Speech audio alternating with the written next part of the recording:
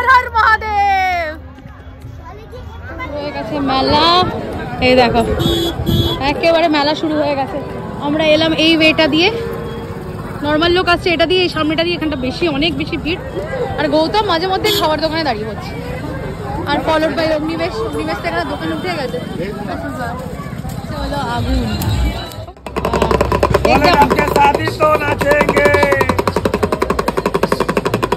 Blogger Ruby, তো দেখো আমরা এখন ঝাড়খণ্ডে আছি, জায়গাটার নাম গিরিডি। আর এই যে ড্রাইভার সাহেবের এখন ঘুম পেয়েছে, আমরা চা ব্রেক নিতে দাঁড়িয়েছি। এই কাউন্টারে এখন হচ্ছে আমাদের চা। আর এই জায়গাটা এতটা সুন্দর, দেখো পুরো লাইন আপ করে আছে, পুরো এই পুরো সার্কেল, আর সব জায়গায় এই সব দোকান। 100 दुकान है, टूरिस्ट वाला ले जाता है।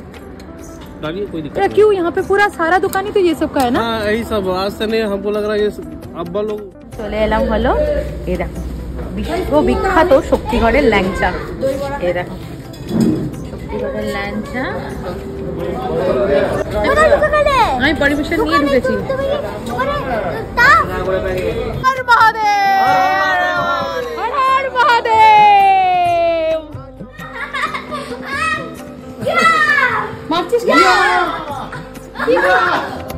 ভাজা হচ্ছে হলো কড়াই থেকে কচুরি, ফুলকপি আলু ভাজা কিন্তু একেবারে প্যাকড, ওটা রেডি হয়ে গেছে, এবার প্যাক করা হবে এইটাতে। এখানে সিটি মারা হচ্ছে, দেখো একেবারে আমাদের সবজি লাগছে ইয়েলো কালারের বাস কি সুন্দর। নেই নেই নেই নেই খাওয়াবিয়ে দাও, ও নিজে খাওয়াচ্ছে না, খাওয়া দাও খাওয়া না, না খেলে তো বেজে। ল্যাংচা 7 টাকা পিস আছে, তেলে ভাজা 10 টাকা, ঘিয়ে ভাজা 20 টাকা আছে, পোয়া খেয়ে প্রচুর প্রচুর ভ্যারাইটিস অফ ল্যাংচা আছে। সীতাভোগ আর মিহিদান, আমি একটু কনফিউজ দুটো মধ্যে, তোমরা কমেন্ট করে জানিও কোনটা কোনটা। আর কি হবে ছাড়ুন। নমস্কার, কেমন আছো তোমরা সবাই? নিশ্চয়ই খুব খুব ভালো আছো।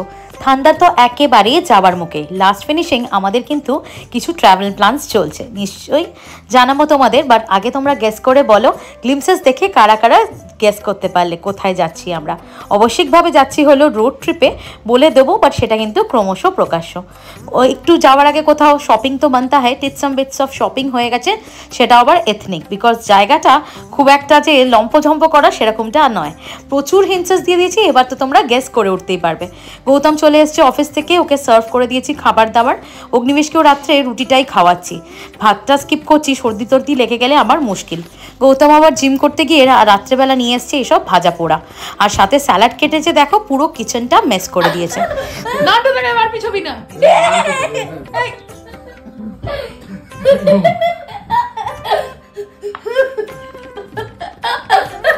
গায়ে তেল ছুঁড়ে মারবো আসলে।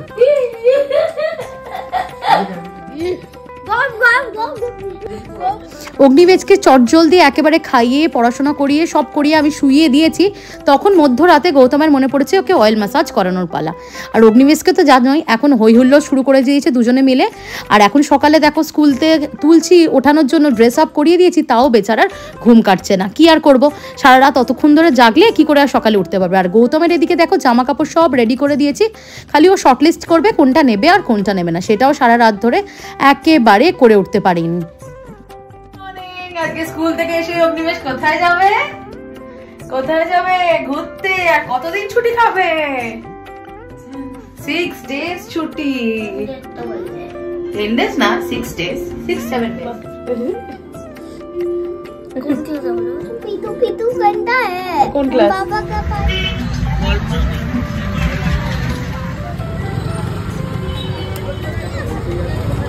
মানে পিকনিক। এখানে আমি ফুলকপি কিনতে দাঁড়িয়েছি, এই এত লট, আর ভাই বলছে 10 টাকা, এমনি দোকানে 10 টাকা, এর কাছে এত, তোমার তো একটু কম হওয়া উচিত। তো যাই হোক একটা দাও, একটু ভালো দেখে একটা দাও। আর এখানে দেখো সব বাচ্চারা ওয়েট করে আছে, স্কুল বাস আসবে, সবাই যাবে হলো পিকনিকে। এটা মিটিং পয়েন্ট, খুব ভালো লাগছে না? অগ্নিবেশদেরও সিনিয়র সেকশন থেকে আজকে পিকনিকে নিয়ে যাওয়া হচ্ছে। তো চলো বাজার সেরে ফেলি। বাজার বলতে আজকে বাজারের ভেতরে ঢোকার ইচ্ছা নেই। কেন জল দিচ্ছি সেদিন? ঘড়িতে বাজে 8টা 20। বাড়িতে এসে তো আমি বেশ অবাক, গৌতম যে নাকি লেপ কম্বল মুড়ি দিয়ে এই সময় শুয়ে থাকে, অগ্নিবেশকে সকালবেলা রেডি করিয়ে দেয়, খাটের মধ্যেই বসে ড্রেস আপটা করিয়ে দেয়, তারপর আবার গভীর নিদ্রায় চলে যায়। সে আজকের দিনে অতটা লং ড্রাইভ করে যাবে, ওর ঘুমানোটা একান্ত দরকার ছিল, আজকেই দেখো উঠে বসে আছে। অ্যাকচুয়ালি অতটা দূরে যাবে তো ওই জন্য অফিসিয়াল অনেক কাজকর্ম, ফোন কলস ছিল। এখন দেখো ফর আ চেঞ্জ নিজে আজকে রেডি হয়ে ড্রাইভার দাদা আসার আগেই রেডি হয়ে বসে আছে। ও থাকুক, এখন ঘড়িতে প্রায় 1টা মতো বাজতে চললো। মানে এতটা টাইম আমি আর মোবাইল অন করার টাইমই পাইনি, বিকজ প্রচুর কাজকর্ম ছিল। বোঝোই তো কোথাও যাওয়ার মানে, তাও আবার শীতকালে, তাও আবার বাচ্চা নিয়ে অতগুলো দিনের জন্য কত কিছু ভেবে চিন্তে নিতে হয়। আর আমি ছাড়া তো দেখতেই পাচ্ছ, গৌতমকে একটুখানি কাজ দিয়েছি, নিজের জামা কাপড় খালি শর্ট লিস্ট করা, সেইটাও এখন অবধি করে উঠতে পারিনি। ওই জন্যই না আমি একটু রোড ট্রিপটা প্রেফার করি। আমি ট্রেন কিংবা ফ্লাইট একেবারে প্রেফার করি না, বিকজ ওই রেড ট্রিপ হলে যত ইচ্ছা মানে ওভার প্যাকিং করে নিই, ওখানে গিয়ে ডিসাইড করি কে কোনটা পড়বে কে কোনটা পড়বে না। তো যাই হোক, এখন কতগুলো দিন একেবারে আউট অফ ওয়েস্ট বেঙ্গল থাকবো, আর এই শীতকালে নলেন গুড়ের মিষ্টি মিস তো করবোই। তো ওই জন্য একেবারে চটজলদি দেখো নিয়ে নিচ্ছি হলো একেবারে রাতের খাবারের জন্য একটু গাজরের হালুয়া, একটু নরম পাকের কিছু মিষ্টি, আর একটু যাতে থাকে কয়েকদিন ধরে, তাই জন্য এই কড়া পাকের শাক সন্দেশগুলো নিয়ে নিচ্ছি। এই দোকানটা ছোট হলে কি হবে, একেবারে ফ্রেশ মিষ্টি পাওয়া যায়। আমরা তো এখানকার রিসরাজ যে ফেলু মোদক আছে তার থেকেও কিন্তু বেশি ভালো খাই এই দোকানের মিষ্টি। আর বিশেষ করে এখানকার ছানা ভাজার গৌতম তো একেবারে ফ্যান, 2 দিন অন্তরই চলে যায় হলো লাইন দিয়ে আনতে। চলে এসেছি আজকে বিফোর টাইমে অগ্নিবেশকে স্কুল থেকে নিতে। মোটামুটি বাইরের কাজকর্ম কিছুটা মিটিয়ে ফেলেছি, এখনও 2-1টা কাজকর্ম বাকি আছে। আর বাইরের কাজকর্ম রাখবো না, অগ্নিবেশকে নিয়েই সব কিছু সেরে বাড়ি ফিরবো। আর এইদিকে অগ্নিবেশবাবুর দেখো বাড়ি ফেরার কোনো তাড়া নেই, এখন গল্প গুজব করতে করতে আসছে। আর আমার তো টেনশনে প্রায় বুক কাঁপছে। শীতকাল বলে দেখো একটা সুবিধা কিন্তু আছে, আমাকে ড্রেস চেঞ্জ করতেও হয়নি। বাড়িতে যে ড্রেসটা পরেছিলাম তার ওপরেই একটা লেয়ার চাপিয়ে চলে এসেছি অগ্নিবেশকে নিতে। বাট এখনই না রোদটা জাস্ট টেকা যাচ্ছে না, এতটা গরম লাগছে। বাই করে দাও আমাদের, বাই বাই।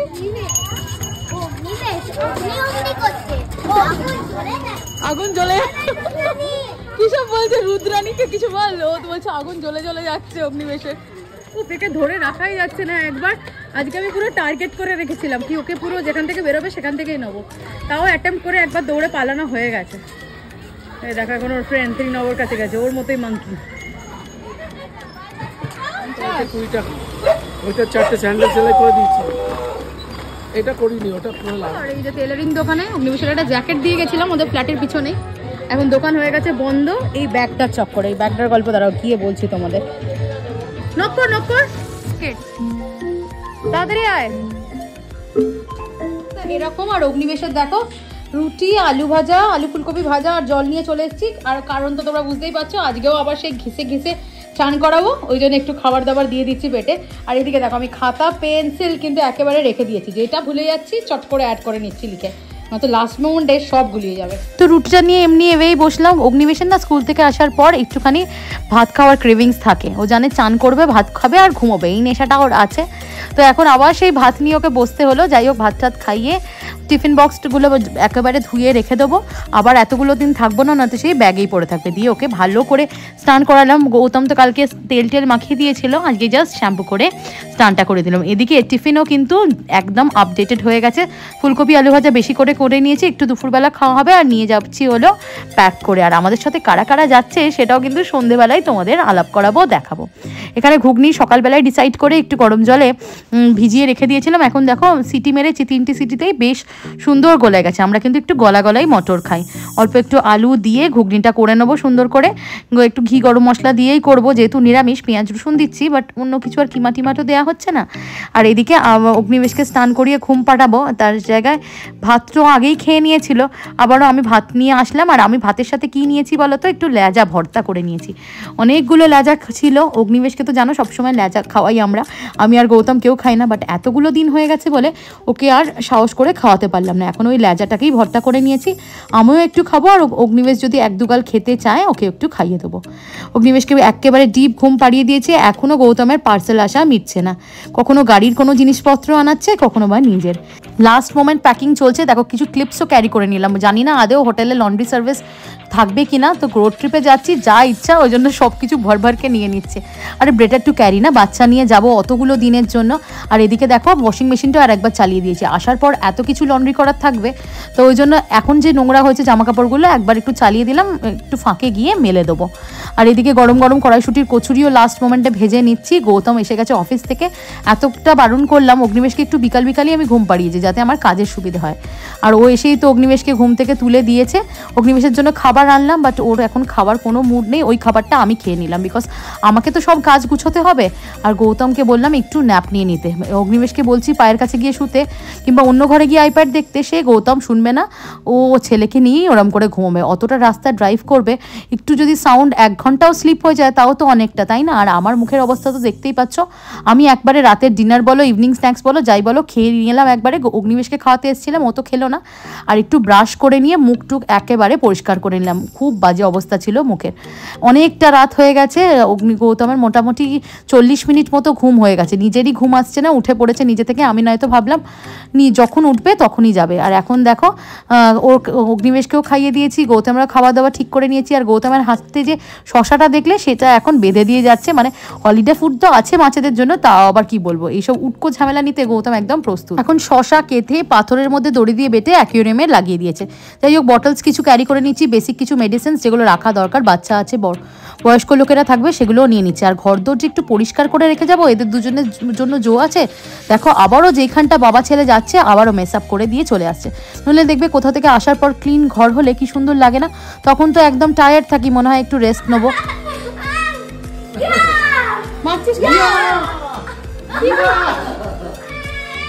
হর হর মহাদেব, জয় শিব শম্ভু, জয় জগন্নাথ বলে যাত্রা শুরু করলাম। না আর তোমাদের সাসপেন্সও লাগবো না, 144 বছর পর এই মহাযোগ এসছে। হ্যাঁ, যাচ্ছি হলো মহাকুম্ভে। আমি তো সত্যি কথা বলতে যাচ্ছি আমার ছেলের জন্য, আবার যে কবে আসবে এরকম যোগ আমার ছেলেরা মানে আমাদের নেক্সট জেনারেশনও পাবে না।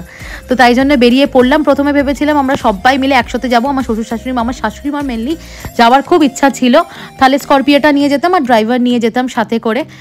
বাট ওনার পা মানে আমার শ্বশুরমশাইয়ের পা একেবারে ভালো নেই, ফিজিওথেরাপি চলছে, আর শাশুড়ি মাও একদম এতক্ষণ ধরে বসে গাড়ি করে যেতে পারবে না, তাই একেবারে আমরা ডিসিশন চেঞ্জ করে নিলাম। আমার মা বাবার তো আগের থেকেই আমাদের সাথে যাওয়ার প্ল্যান ছিল, আমরা যদি নাও যেতাম বাপি হয়তো ট্রেনে করে যেতই, বাট আমরা সত্যি কথা বলতে ট্রেনের টিকিটস দেখিনি, প্রচুর যাচ্ছে, হেকটিক যাচ্ছে এখন টিকিটস। আর সত্যি কথা বলতে আমাদের কাছে এই 800-1600 কিলোমিটার জাস্ট কোনো ব্যাপারই না। আমরা তো জানো এর আগে পাহাড়ি রাস্তায় 2000 কিলোমিটারও বেশি ট্রাভেল করে, অগ্নিবেশ আর একটু ছোটো তখনও ট্রাভেল করে এসেছি, মানে অগ্নিবেশে যখন 2 বছর তখন থেকে কিন্তু আমরা ওকে নিয়ে রোড ট্রিপ করছি, সেই করোনার টাইম থেকে আমাদের কোনো প্রবলেম হয় না, আর সেও সব দূর দূরান্ত থেকে। তো আমরা কিন্তু রোড ট্রিপে বেশি কমফর্টেবল, আর নিজেরা ড্রাইভ করে গেলে দেখবে যেখানে সেখানে দাঁড়ানো যায়। তো আমরা তো গাড়ি চেঞ্জ করে নিয়েছি, আমাদের হন্ডা সিটিটা নিয়ে যাচ্ছি। আর থ্যাঙ্কফুলি আমার ভাইও ম্যানেজ করতে পারছিল না ছুটি, আর লাস্ট মোমেন্টে ছুটি ম্যানেজ করে একদম দেখো দুপুরবেলায় ঠিক হয়েছে, আর ওর লাগেজ টাগেজ একেবারে গুছিয়ে নিয়েছে। সত্যি ঠাকুরের কৃপা না থাকলে এরকম যোগ পাওয়া যায় না, আর এত সুন্দর সুযোগ সবাই মিলে একদম সবাই মিলে যাচ্ছি।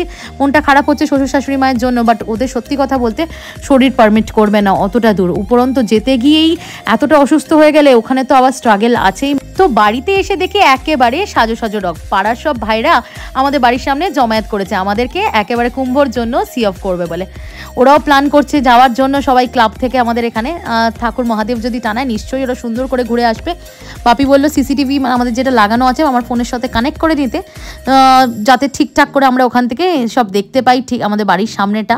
যদিও ভাইয়ের সব বন্ধুরা থাকবে অল্টারনেট করে, খুব একটা প্রবলেম হবে না। তো চলো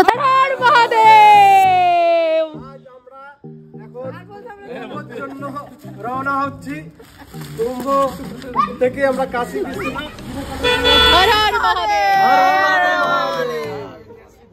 ফাইনালি ঘড়িতে কাঁটায় কাটে বাজে হলো 9:45, আর আমরা কিন্তু প্রয়াগ টু প্রয়াগ জার্নি একেবারে স্টার্ট করে দিয়েছি। হ্যাঁ, আমরা যেখানে থাকি এখন বর্তমানে সেটা কিন্তু আলক অফ নিউ কলকাতার প্রয়াগ, ওখান থেকে যাচ্ছি হলো প্রয়াগরাজে। সবাই প্রে করো, জানি না রাস্তায় কীরকম ডিস্টারবেন্স আসবে, কি হবে না হবে, বয়স্ক লোকজন আছে, বাচ্চা আছে, সবাইকে নিয়ে যাচ্ছি, সাহস করে তো বেরিয়ে পড়েছি, আর এই সাহসটা দরকার ছিল তাই না। জানি না সত্যি মুগুম স্নান করে কতটা মোক্ষ প্রাপ্তি হবে, বাট যত ভুল ত্রুটি করেছি জীবনে, আমরা তো আর ঈশ্বর নয়, জানতে কিংবা অজান্তে কিছু ভুল তো নিশ্চয়ই করেছি। আর যত দুঃখ কষ্ট পেয়েছি সেগুলো সব ভুলে যেন কুম্ভ স্নান করে একেবারে পজিটিভিটি নিয়ে একটা ফ্রেশ স্টার্ট যেন করতে পারি। তো অনেক ভারী ভারকাম কথা বলে ফেললাম, চলো এবার গাড়ি ছাড়া মানেই কিন্তু খাওয়া দাওয়া।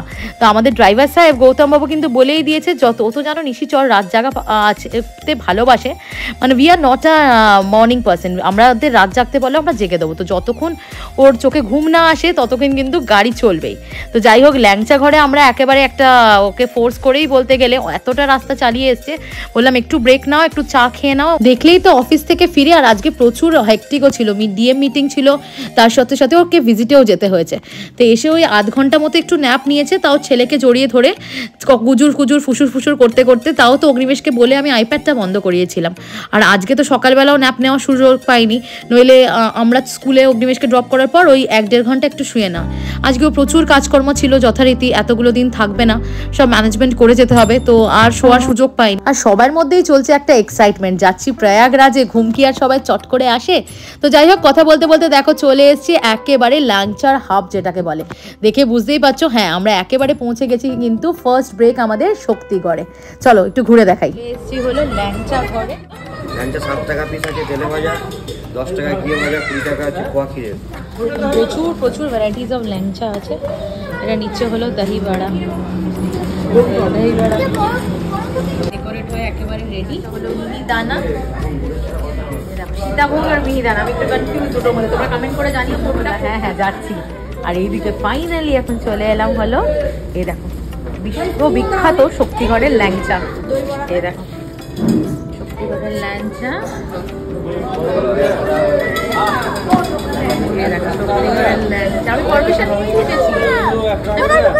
আমি পারমিশন নিয়ে ঢুকেছি,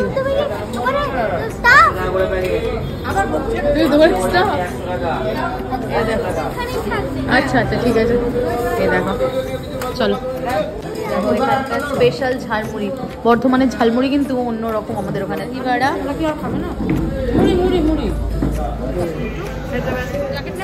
মশলা হবে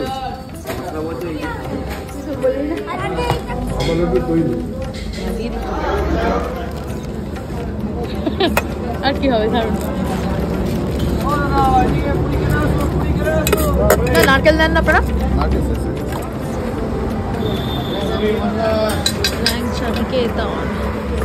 কি বলছি, আমি মা প্ল্যানে ছিলাম যে বাড়ি থেকে তো প্রচুর খাবার দাবার আনা হয়েছে, এখানে দাঁড়িয়ে কিন্তু একটা হল্ট নিয়ে একেবারে ডিনার কমপ্লিট করে দেবো।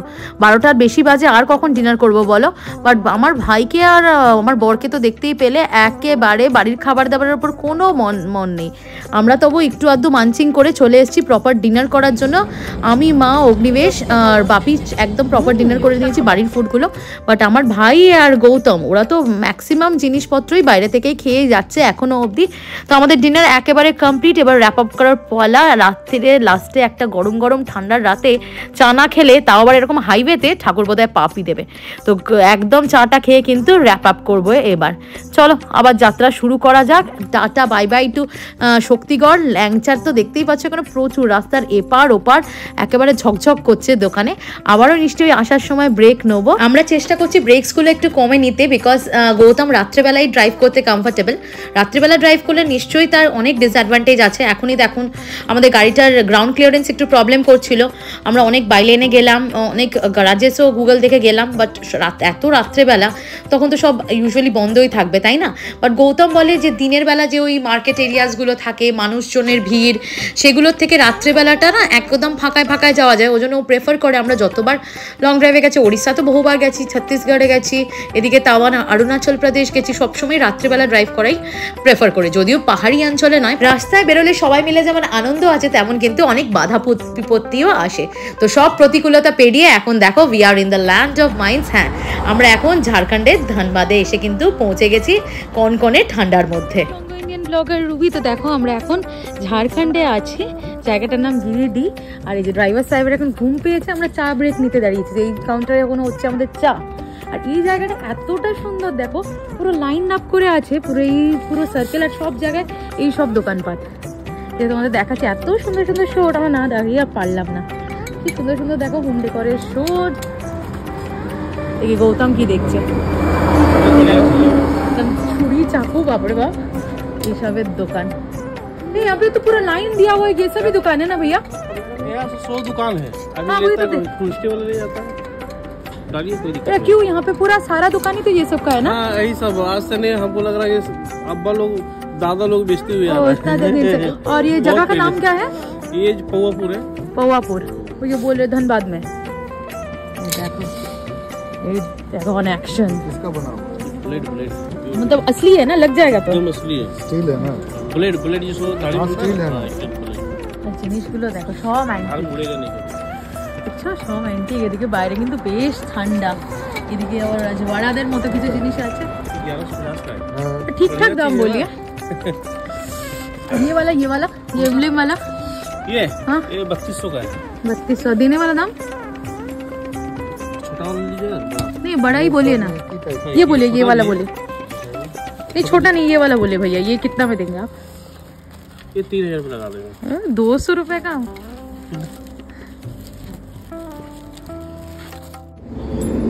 ये size।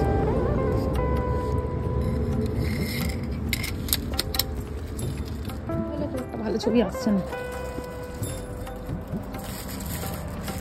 ब्लेड है ना, यूनिक आइटम हो गया आपको। ব্লেড लेना नहीं है, ऐसे ही देखना है। चलिए आप তো দেখো এইটা নিল কি বাবা, ব্লেড ছুরি কাঁচি কি সব বলছে, এটা নিল।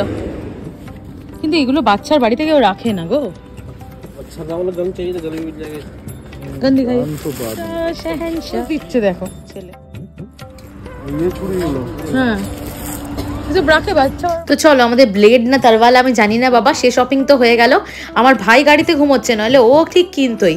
আর আসার সময়ও দাঁড়িয়েও ছিল, ও আবার কিনেছে অন্য রকম, সেটাও আবার আসার সময় ব্লগে তোমাদের দেখাবো। আর এখানে দেখো আমাদের চাও এখন বানকে রেডি, চলছে চায় ব্রেক। গৌতম আবার সেকেন্ড কাপ অফ টিও নিয়ে নিল। আর ঘাড় পিঠ বুঝতেই পারছি, মানে হার্ট টু হার্ট কানেকশন তো, ওর মুখ চোখ দেখেই আমি বুঝতে পারি ওর ভেতরে ফিলিংস কি চলে। যতই হম্বিচম্বি হোক মানুষটার গা হাত পা মনে হচ্ছে ব্যথা করছে, এবার একটুখানি মাসাজ করে দিচ্ছি। আমারও যদিও স্পন্ডলাইটিসের ব্যথা আছে, আমার পুরনো বন্ধুরা এক্সটেন্ডেড ফ্যামিলি মেম্বার্স, তোমরা যারা ভিউয়ার্সরা আছো তারা নিশ্চয়ই জানো যে কত কষ্ট পাই আমরা মাঝে মাঝে স্পন্ডলাইটিসের ব্যথায়। বাট সত্যি কথা বলতে এই প্রয়াগরাজে যাবো বলে না কোনো কষ্টই যেন কষ্ট লাগছে না। আর এইদিকে ড্রাইভার সাহেবদের তো ঠিক রাখতেই হবে, তাই না? তো দেখো একেবারে ভোরের আলো, ফুটবো আমরা আবারও টি ব্রেকে দাঁড়িয়ে পড়েছি। বুঝতেই পারছি গৌতমের পেয়ে গেছে ঘুম, বাট একেবারে দাঁড়ানোর মানে ব্রেক নেওয়ার ওর একেবারে ইচ্ছা নেই, তাই বারে বারে চা খেয়ে শুরু করে দিচ্ছে জার্নি। এদিকে দেখো একদম সূর্য উঠবো বলেও কিন্তু উঠছে না, চারিদিকে কুয়াশা আর এখনো চাঁদের আলো যেন আকাশে ছেয়ে আছে। এই দেখেই কিন্তু আজকের ব্লগটা এন্ড করলাম, আর লম্বা টানবো না। এরপরে কিন্তু দেখা হবে একটা ইন্টারেস্টিং ব্লগ নিয়ে। হ্যাঁ, পৌঁছে যাবো in the land of temples and Banarasi saris. নিশ্চয়ই গেন্স করতে পারছো, হ্যাঁ বেনারসে পৌঁছবো, আর ওখান থেকে প্রয়াগরাজ যাওয়ার জার্নিটা আবারও তোমাদের শেয়ার করব। এখনও কিন্তু সাসপেন্স রয়ে গেল, আমরা আদেও কি প্রয়াগে স্নান করতে পারবো? সব কিছু জানতে হলে দেখতে হবে পরের ব্লগটা। Stay tune, bye for now. সবাই খুব খুব ভালো থেকো আর সবাইকে খুব খুব ভালো রেখো। তো এখনের মতো টাটা বাই বাই, আবারও দেখা হচ্ছে পরের ব্লগে।